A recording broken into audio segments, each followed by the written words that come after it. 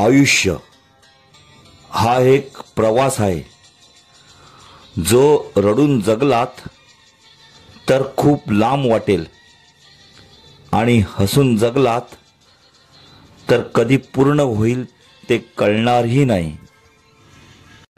आयुष्य हे सायकल चालवण्यासारखं असतं. तोल सांभाळण्यासाठी पुढे जात राहावं लागतं. आयुष्य हे सर्कसमधल्या जोकरसारखं असतं. कितीही दुःख असलं तरी जगासमोर हसावंच लागतं. आयुष्य म्हणजे खेळ नव्हे, फुकट मिळालेला वेळ नव्हे. आयुष्य म्हणजे एक कोडे आहे, सोडवाल तितके थोडे आहे.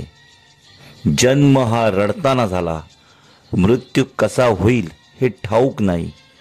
पण या दोघांमध्ये सुंदर आयुष्य आहे, ते तरी हसून जगा.